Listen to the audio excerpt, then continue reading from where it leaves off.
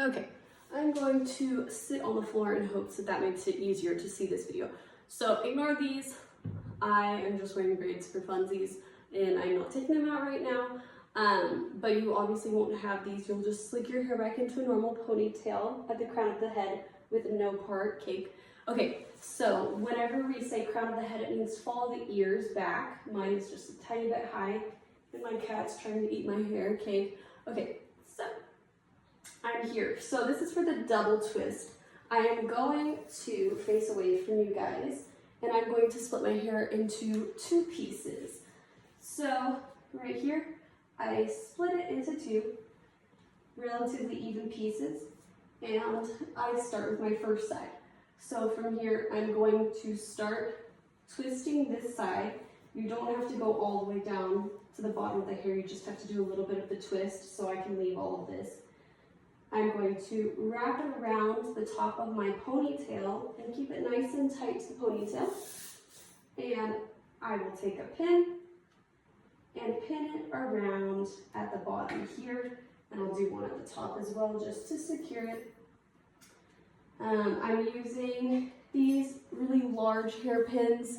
They work great for thick hair. Any hairpin you have would work well. Just something bigger would be good for thick hair.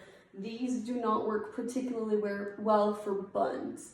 So if you can avoid these tiny little hairpins that are closed, that would be best. Okay, so now moving on, I pinned this side and I'm going to take my other side. Now that this side's pinned, I can drop it. I am going to do the same step with this side where I twist it up a little bit and I trace my other bun with this one. And again, same little steps here. I pin it in and I pin it in. And I'm trying not to use too many hairpins because by the end of this, if you use a whole lot on each twist, you will have about 500 hairpins in your head. I am transitioning back to my original piece of hair. I continue to twist that and wrap it around. So basically, I'm just layering the twists as I go. And again, 2 hairpins.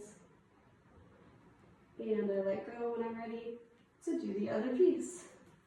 Twist the end of this one. Now that I'm getting to the end though, you'll see what I do with this tail. I twist, and then this is where if you have about 500 hairpins, it would be hard to do. You lift up the last twist and you tuck this one under, and then you would pin at the end of that piece of hair. That way you have a really clean look, and I'm going to use an extra hairpin here that's small. Okay, then I have this cute little tail guy. I'm going to finish twisting it, and I'm going to brush it under the last layer of bun and use a hairpin to secure. From there, I will go into my hairnet. So, cake. So I have my hairnet. This guy has had better days. I am going to wrap it around my bun. Ideally, you use one that is not all ripped up. For me, this one is only going to fit around once, so I'm going to wrap up the extra and tuck it under. If you can, putting your hairnet around twice or 3 times is going to be the best thing, because then if you have any rips or anything, your hair won't fluff out. So here is the double twist. I hope you can see it. I kept my hair nice and flat to my head. It follows the line of my ears, so the middle of my bun should be right where the crown of my head is. And again, it stays tight to the head. We don't want it to stick out super far because it breaks the aesthetic and the line of our head when we're doing different shapes in ballet. But here you go.